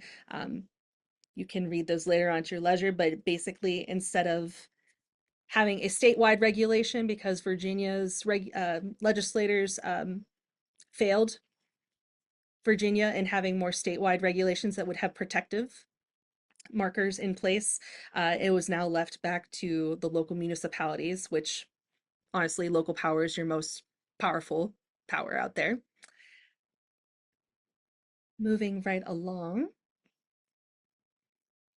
Local level power, engaging your community, making sure that your community and your leaders are educated about AI, resource sharing, sharing this webinar, sharing fact sheets, anything that you possibly can through any means possible, offering to host local meetings or additional webinars or anything that can be approached, bringing this up during public meetings with your commissioners or your council members about your concerns. The more that you spread the word, the more people can engage in the dialogue and really get a feel for what's going on instead of feeling like they're being bamboozled by a bunch of tech companies or anybody that might not have the public interest, but rather just private interest. Additionally, part of this is challenging the misinformation on data centers. A lot of the times data center developers or, sorry, even lawmakers will come and say, oh, we need this for the medical uses, mentioning before what Dane had said about the incredible medical advances through AI or cloud computing, Netflix streaming. One local lawmaker during our data center hearings here in Pennsylvania had said it's because since everybody's streaming Netflix so much or Disney or Hulu or anything like that, we are forced now to have these data centers because you guys are just using way too much energy and we need to speed this up. But in reality, it's for an LLM. So always challenging the rhetoric against what it's really for and things like that. I want to zip on over to now awareness of state and federal level legislation. And just very quickly, some examples of current state level legislation, not including but not limited to West Virginia's House Bill 2014, which was what is called the Power Generation Consumption Act, that was signed into law back on April of 2025. This law creates a certified microgrid program that's designed to attract data centers and tech companies to the state. But what this really translates to is a sweeping energy bill that would strip local governments and regulators of jurisdiction over data centers sought by the legislation, while propping up increasingly costly coal-fired electricity. Moving on to Pennsylvania quickly, Senate Bill 939. This is an act providing for high impact data centers, establishing the Office of Transformation and Opportunity and the Artificial Intelligence Data Center and Emerging Technology Regulatory Sandbox Program. What a mouthful. And providing for powers and duties of audit office. Senate Bill 991. This is an act for a permitting process for data center siting and imposing powers and duties on the Department of Environmental Protection, basically trying to take away local power for siting on data centers. And one that's been particularly spicy that's been in the news here is PA House Bill 502, which is an act that would amend Title 27 environmental resources to establish the Reliable Energy Siting and Electric Transition Board, also known as the Reset Board. This would be a bill that would fast track fossil fuel projects by overriding local government control and public input. And as we had mentioned earlier, that most of these data centers in many areas of the country, but particularly Pennsylvania, would be running on natural gas. So basically, this is a bill that I will be controversial, but it is pretty much unconstitutional, as it would override local zoning powers that are established in the Commonwealth of Pennsylvania. Later on, during our follow-up email, we will have a series of information and actions that you can take if you are concerned about this and if you live in any of these states, particularly Pennsylvania. But for the sake of time, we are going to move on to federal regulations. Just a little caveat here. I wanted to put up that this is directly from the White House and the current presidential administration, and I put the links there to say that this is flat out what has been happening since January of 2025. I won't read aloud all of them, but I do want to draw attention to the very first executive order that happened on January 20th, 2025, which was the initial rescissions of harmful executive orders and actions. And one of those that was considered harmful was the executive order on October 30th, 2023, that was called the Safe, Secure, and Trustworthy Development and Use of Artificial Intelligence. So something that was, in theory, that was supposed to try and have safe and secure development of AI was deemed dangerous and has been erased. These are a few other executive orders by this current presidential administration that you can read later at your leisure if you so desire.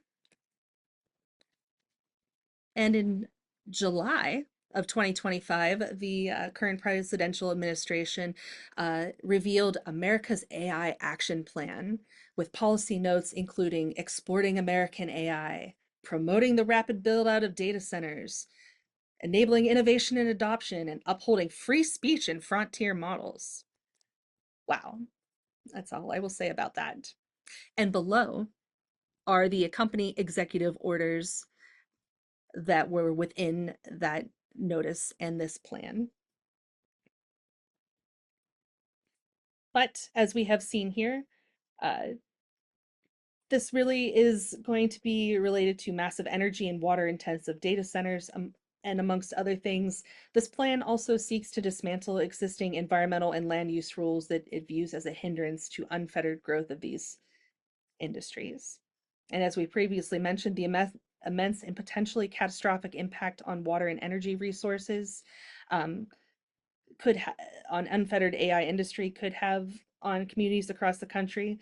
especially those out in the West that we haven't talked about much, but I apologize, but for the sake of time, we hadn't had a chance to talk about that more. But as Pennsylvania and other areas too, if you're around this area, we are experiencing increasing drought, as is the entire country, as we move towards either having deluges of rain and flooding or extreme drought. Energy demand from these AI servers and data centers in the US is expected to increase up to threefold between 2023 and 2028. And we will just end with that. And here I'm going to stop sharing the screen. And if our lovely presenters could come on camera, if you feel comfortable, this is the chance for us to start our Q&A session. Thank you, Robin. And I'd like to apologize to folks for us going over, but I think it was content worth like sharing and discussing. If people are able to stay on, we will do our best to answer these questions. We have been answering them in the Q&A box, but all of the questions will have answers in a follow-up email to everybody with the recording after this as well. And if we have the ability to, we'll sort of touch on some of these because I've sorted them by subject for our presenters, so that they're available in the recording, even if they were answered in the Q&A box. That's our goal here, but bear with us since we are over time. Something I want to start with, just based on the types of questions we're getting in the chat, is the subject of AI and society. And this question was a little bit later, but I just think it would be great for folks to sort of comment on what can we do. It says, if I don't have a data center planned in my backyard, what are my concerns and responsibilities for AI?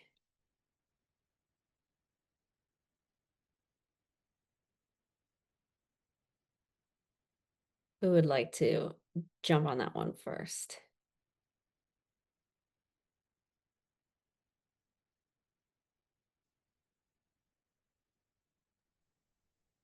Go for it, Maya. I can make an attempt at this. I know there's going to be a lot of disagreement on this. There's disagreement even within my colleagues and I, but I think one interesting thing to do, and we've been like experimenting with this as a team, is to, I think there are a lot of narratives that view sort of AI adoption as a foregone conclusion, and I don't know that I don't know that that's always true. I feel like there's lots of ways that one can, talk to folks about the expansive harms, really try to build this kind of counter narrative and try to resist where it's possible. Just to name a few examples, there were a few months ago, earlier on in the summer, Google just sort of like released Gemini for all Gmail clients possible. And we took it down for our organization because we thought, okay, well, it's reading our emails and we are researchers and that's not appropriate for this task.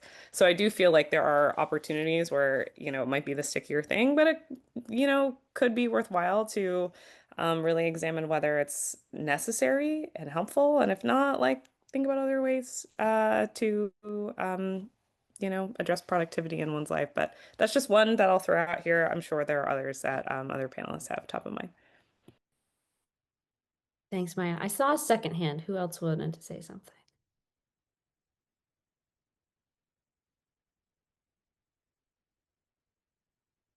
Okay. I will also just jump in and share that as someone who's organizing around the environment and health, if you are concerned about climate change, then being concerned about this is something relevant to you. Whether or not there's a data center in your backyard, it's still being powered, especially in Pennsylvania, by fossil fuels, pumping carbon into the air and making your weather worse as well. So although fighting at the local level and working in your backyard with your neighbors is a really impactful way, if you don't have a data center right in your backyard, search around to understand the implications that are environmental that you may be concerned about, as well as the education concerns and some of the other things that we've discussed around the harms that AI in the wrong hands, i.e. the powerful hands, is being applied to folks. I'll pass it to Tamala. Yeah, thank you, Josephine. So I interpreted that question just a little bit differently. I in my work with Move Past Plastic, wanted to keep different environmental issues kind of off my plate until it came to my backyard. So you never know when and if a data center is coming to your backyard. And so it's best to try and reach out to your municipality to get ordinances and zoning and protections in place beforehand, before a data center comes and aggressively tries to seduce them with tax revenues and not much use for their local services. So that's what I recommend. And there's lots of groups out here, and you'll be given this information after this is over of support and model ordinances and protections.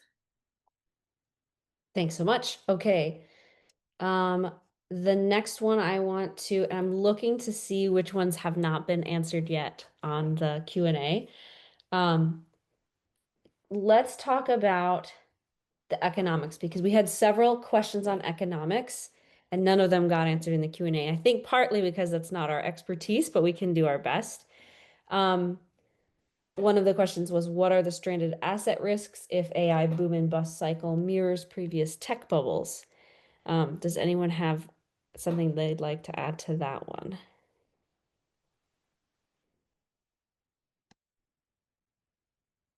Go ahead, Tamala.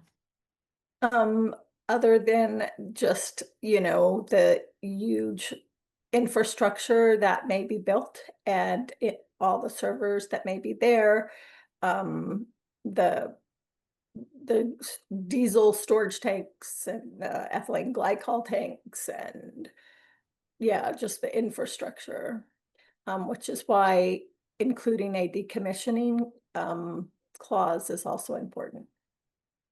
Yeah, and a good example of that in Northeast PA, we recently reviewed PJM's expansion project committee, and just the projects for data centers for expansion of electricity in Northeast Pennsylvania alone was 5.5 gigawatts, which is enough to power nearly all the households in Pennsylvania.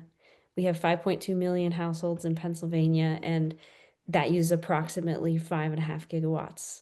So the just like building all that infrastructure, especially with all of the additional pipelines and fracking and pollution that would cause because of our state basing it on oil and gas, that puts society at a huge risk. And then, yes, you have all of those stranded data centers that they'll try and come up with a different way to use or utilize or justify, or it becomes massive waste.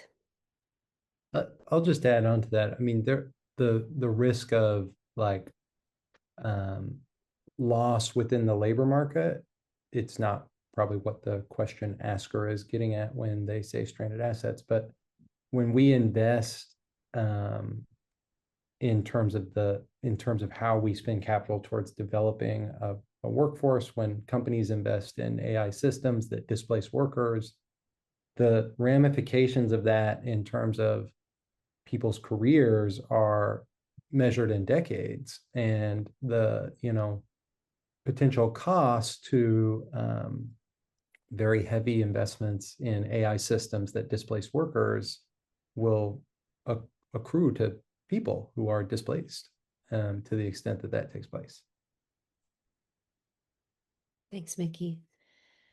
Okay.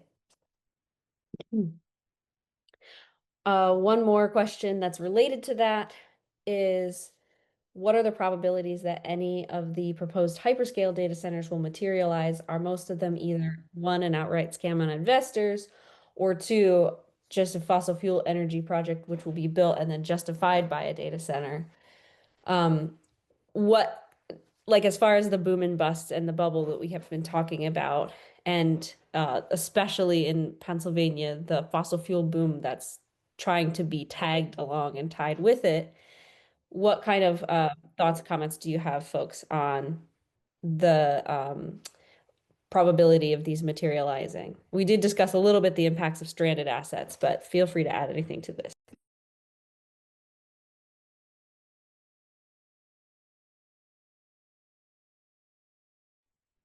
It's an interesting question because we have obviously the example of Homer City, that is in the permitting process right now, that doesn't even have a tenant lined up for their data center. So while I don't have an answer, I do just want to flag that many of these proposed data centers are being built without you know clear ideas about demand for actual computing power. Like, if you don't have a tenant lined up, why are we co-locating a data center at the site of the largest natural gas power plant in the country? Yeah, that's an interesting question that I haven't actually given too much thought to.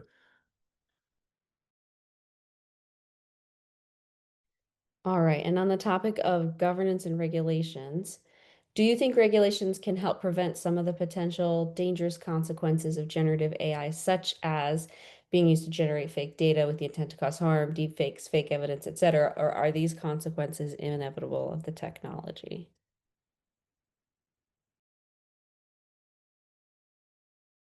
It's not a future looking question. Like, those things exist today.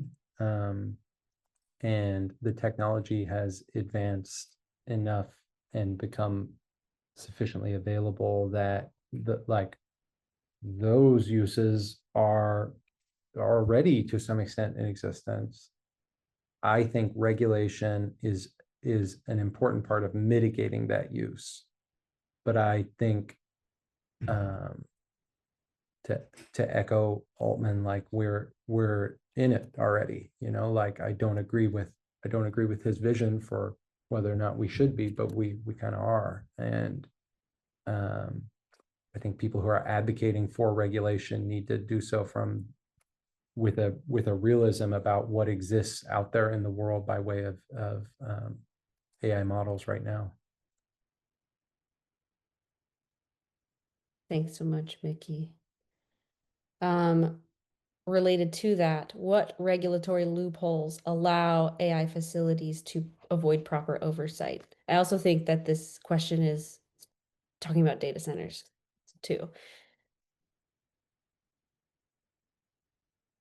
I mean, some of the things that you talked about, Robin, where they're trying to give them more loopholes in our state, in Pennsylvania here. Yeah, absolutely. As we are seeing more and more legislation that where there wasn't local control explicitly stated, or in Pennsylvania where it is explicitly stated, but they're like in the essence of fast tracking projects to stabilize the grid, energy projects here, anything like that. Those are some of the ways where they're saying like there's an absolute need for this.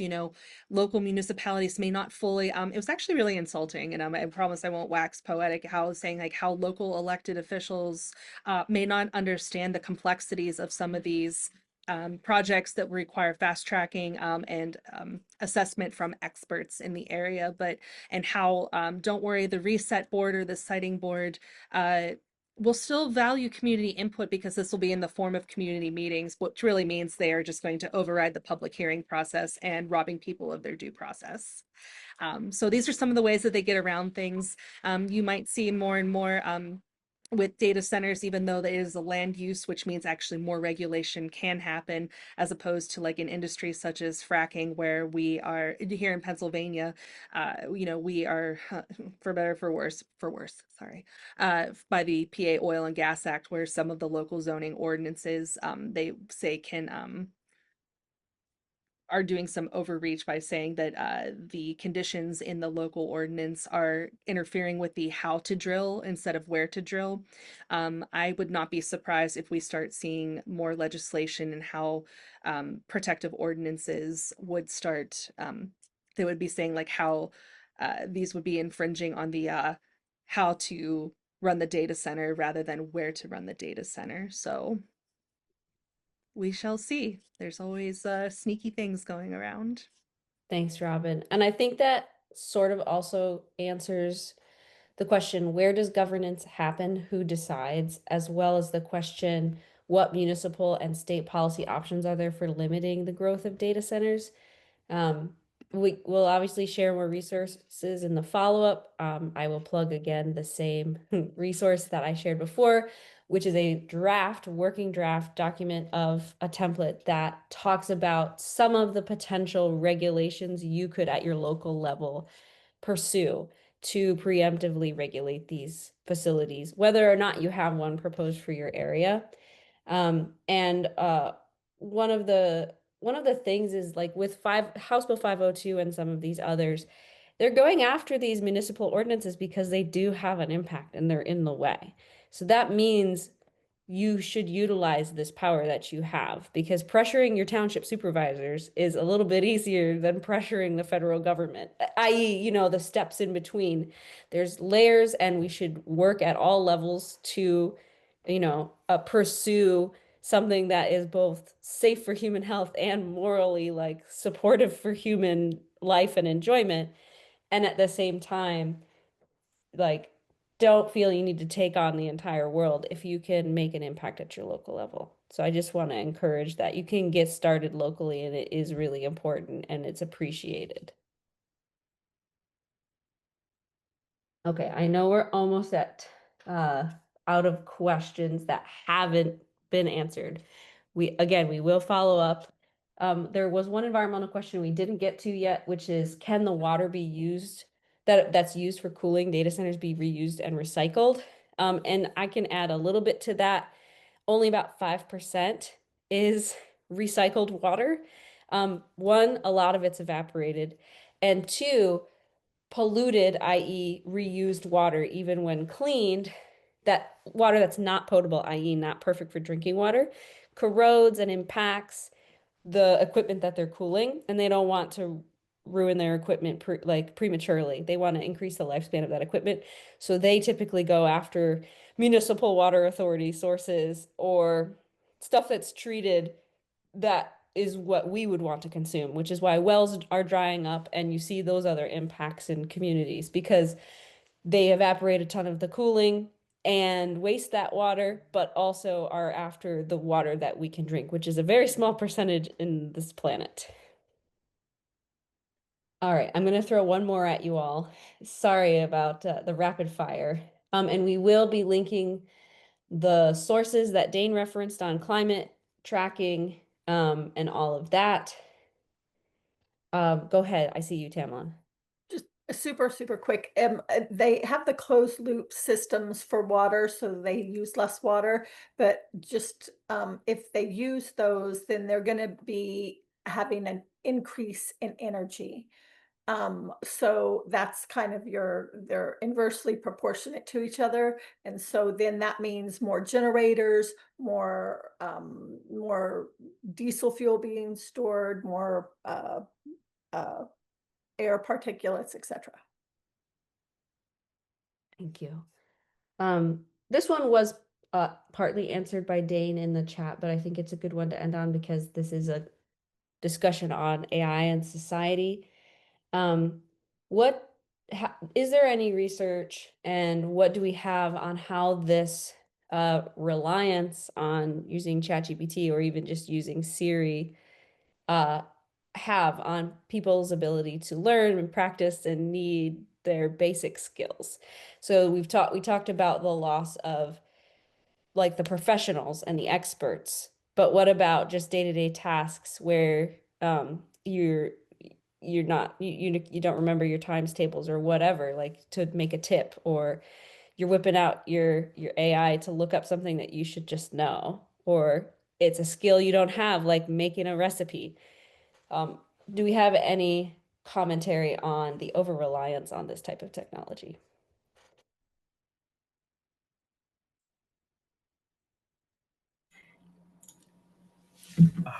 Our brains are plastic. If we have a resource available to us that can do a task reliably for us, then it is human nature to just rely on that thing instead of use your own brain. This happens in relationships with husbands and wives offloading parts of memory to each other. And I think it's absolutely natural that it would happen with AI, but I think it's much more dangerous, because what happens when you get cut off from it? But yeah, how do you fight against that? Apart from interacting with the AI in a critical way, asking critical questions and making the AI oppose you as opposed to just agree with you. I am not sure what can be done at a systematic level. Go ahead, Tamla. Thanks, Dane. Yeah, so it's kind of use it or lose it. Your brain is like the other parts of your muscles, your axons and dendrites, neurons. If you don't use those network connections, then you will lose them. And then, like Dana was referring to, when you need them, you won't have them accessible. So brain mush, basically.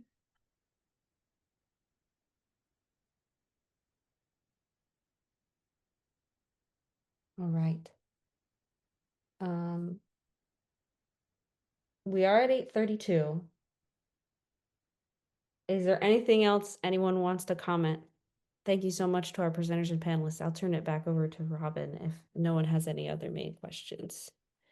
Oh, yeah, go for it, Robin, on renewable energy. Definitely talk about that. I'm sorry, I missed that one. No, no worries. You have done a phenomenal job of herding the questions and really organizing. Thanks so much to you and Tamla for that. Just real quick, noticing what is the challenge of renewable energy sources for data centers? Extremely short answer that we will expand on our post-webinar follow-up email is that it has to do a lot with the amount of space the renewable energy takes up and can for better or worse, what industry or the state considers as a reliable energy source right now. But as of right now, like talking about, I don't want to start talking about exact facts and figures because I would rather save that for the post-webinar follow-up email. But when we start comparing the use of solar energy and what like the land is needed for the solar panels versus this is the argument, this is not what I'm saying, the land use for solar panels versus what natural gas can produce, like a well pad can produce, they would say that they would take so much more land for the solar panels or the wind turbines or anything like that. But as we know, we are constantly making advances, and really, at least in Pennsylvania, seems to be a just another way to kind of perpetuate natural gas into its many different forms. I don't know if my other colleagues would like to comment on that, but we can definitely have a more expanded answer on that in the follow-up email.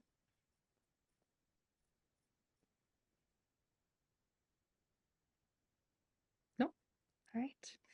I just want to extend a huge thank you again to our presenters, my colleagues, and to everyone who attended tonight for sitting through such an intense and valuable webinar. There were a few comments saying, next time it'd be great to have this as a Zoom meeting style. We agree. We love interacting with people, just with the amount of content that we had tonight and with the amount of time to make sure that we could get through as much as possible without having people having a ton of Zoom fatigue. But this is wonderful for our next event that we'd be very happy to have.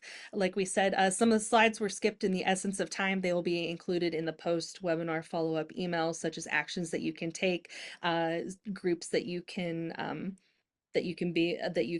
meet up with, such as like PSRPA, Protect PT, Food and Water Watch, anyone who are having local working groups working on some of these issues. And as always, we'll be sending the recording, the slides, the follow-up email. And if you have any questions at all, please don't hesitate to reach out to us. And we look forward to next time. Thank you all so much for a wonderful, thought-provoking evening.